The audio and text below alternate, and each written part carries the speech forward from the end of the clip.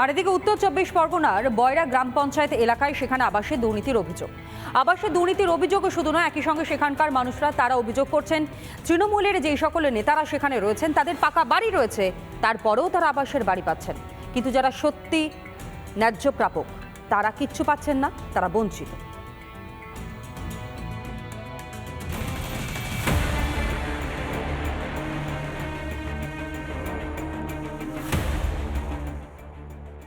গিয়েছে যে উত্তর চব্বিশ পরগনার বয়রা পঞ্চায়েতের মালিদা এলাকায়, যেখানে এই যে আমি দাঁড়িয়ে রয়েছি যে বাড়িটি, এই বাড়িটির যে পরিবারের সদস্য রয়েছে তারা একাধিকবার আবেদন করেছেন, কিন্তু তাদের কোনো আবেদনের সাড়া দিল না রাজ্যের সরকার বা রাজ্যের শাসক দল বা যারা দায়িত্বে রয়েছেন তারা। 1-200 গরিব মানুষেরা ঘর পায়নি, হেনস্থা হয়ে বসে আছে।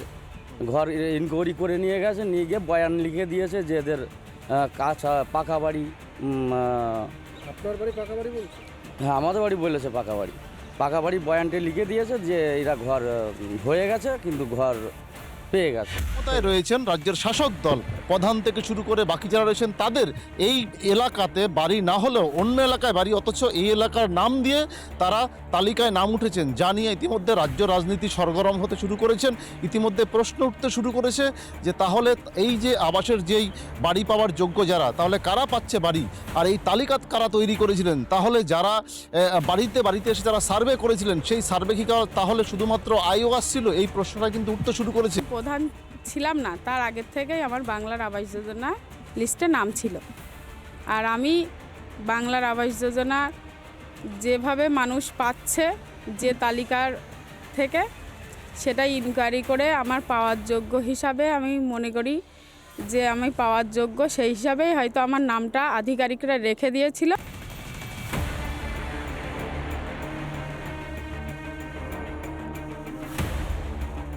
অভিযোগ অস্বীকার তৃণমূলের বুথ সভাপতির। না, আমার নাম নেই, আমার কোনো ঘরের নাম নেই। স্বয়ং বিডিও এসে আমার নাম কেটে দিয়ে গিয়েছে। আমার বাড়িতে বিডিও নিজে ইনকোয়ারিতে এসেছিলো, তাদের পুলিশ প্রশাসন নিয়ে এসেছিলো। আমার ঘরের নাম আজ থেকে প্রায় 2 বছর 1 বছর কেটে গিয়েছে। সেটা পুরনো লিস্ট থাকতে পারে, আমার পরের নাম কেটে দিয়ে গিয়েছিল বিডিও।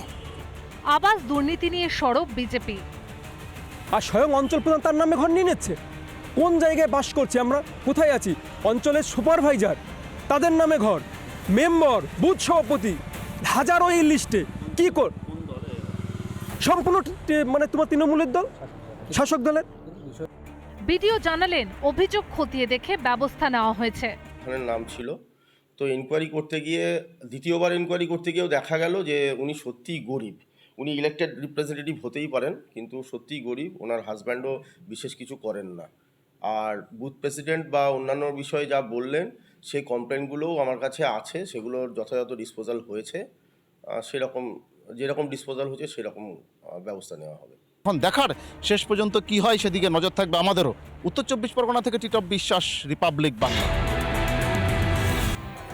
মালদায় তৃণমূলের সভাপতি আব্দুর রহিম বকশী ফের একবার বিতর্কে জড়ালেন তিনি।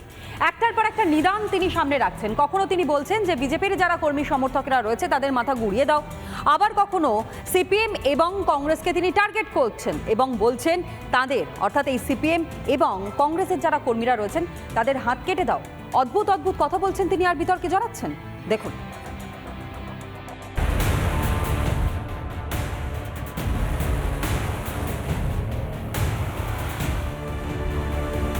এবার বিজেপির মাথা ভেঙে গুড়িয়ে দেওয়ার নিদান দিলেন।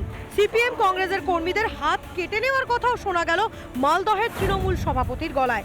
সিপিএম এবং কংগ্রেস তারা বিজেপিকে মদত দিচ্ছেন এই দুই দালাল, যে হাত দিয়ে মাছ ধরার সামগ্রী অর্থাৎ পশ্চিমবঙ্গের মানুষের টুটি চেপে ধরার চেষ্টা করছে। যে সিপিএম কংগ্রেস সে হাত খানা নামিয়ে দিন, আর যে মাথার মধ্য দিয়ে পশ্চিমবঙ্গের অশান্ত করার বুদ্ধি বের হচ্ছে, সেই মাথাটাকে ভেঙে চুরমার করে পিষে দিন।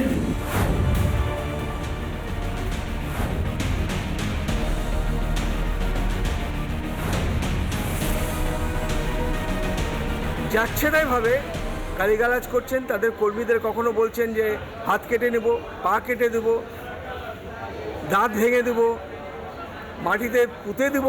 এটা কি ধরনের ভব্যতা, এটা কি ধরনের অসভ্যতা? অশিষ্ট এরা রাজনীতির কোনো সৌজন্যবোধ শিষ্টাচার কিছুই মানতে চায় না।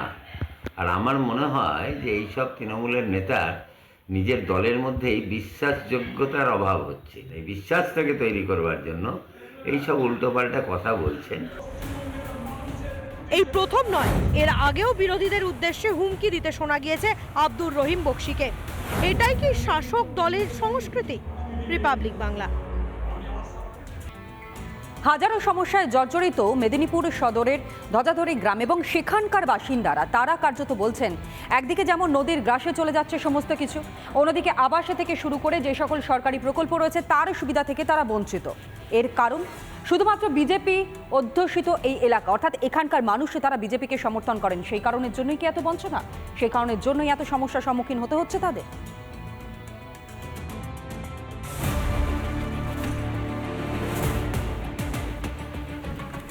কংসাবতী নদীর ধারে আমরা আছি এই মুহূর্তে ধজিধরা গ্রামে। এই জায়গাটার থেকে এই ভাঙন সমস্যা পুরো কিন্তু একদম নদী গর্ভে চলে গিয়েছে। গ্রামবাসীদের দাবি এই যে জায়গাটা, এখানে 300 ঘর ছিল, কিন্তু ভেঙে ভেঙে ভেঙে ভেঙে আজ সম্পূর্ণটা চলে গিয়েছে নদীর গ্রাসে।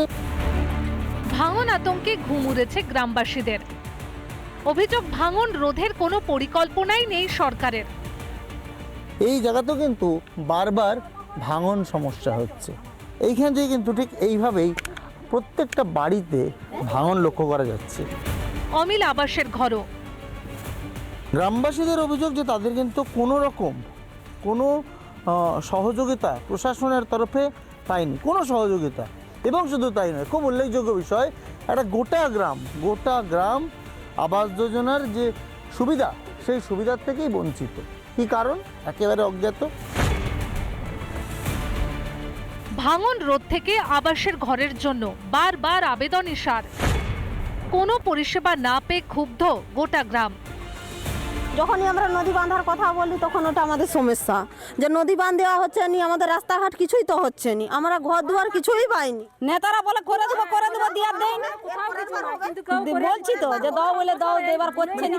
দাবিটা বলছে রাস্তা, ঘর আর নদীটা বিশেষ করে জুন মালিয়া, মেঘান মাইতি, যে নেতারা দাঁড়াচ্ছে সেই আমরা বলছি যে নদী বেঁধে দাও, নদী আর বাঁধছে না। নদী লিয়ে যাচ্ছে, একটা বাড়িও পায়নি, কত 300 ঘরে তো 60টা ঘরে ঠিকছে।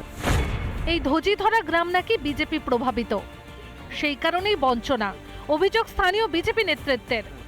প্রত্যেকটা পরিবার আজ এত বছর সরকার গড়ে যাচ্ছে, কিন্তু এরা সুরাহা তো কোনোটাই কিছু পায়নি। আবাস যোজনা তো একদমই নাই।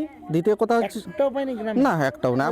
আমরা বিজেপি করি বা ওরা বিজেপি সমর্থক হতে পারে, এই কারণে ওদেরকে বঞ্চিত করে দিয়েছে।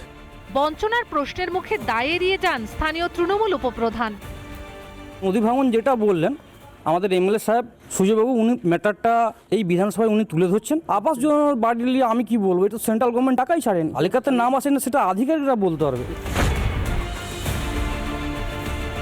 কতদিনে দুর্দশা কাটবে এই গ্রামবাসীদের? কতদিনে নদী বাঁধা হবে এবং কতদিনে আবাস যোজনার সুবিধা পাবে এই যে আমার পেছনে যারা দাঁড়িয়ে রয়েছে এই মানুষগুলো? এই প্রশ্নটাই গ্রাউন্ড জিরো থেকে রাখলাম আমি। মেদিনীপুর থেকে ক্যামেরা পার্সন মৃন্ময়ের সঙ্গে সুদীপ্ত, রিপাবলিক বাংলা।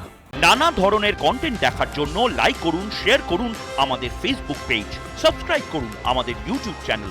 পাশাপাশি অন্যান্য ব্রেকিং নিউজের জন্য অবশ্যই চোখ রাখুন রিপাবলিক বাংলায়।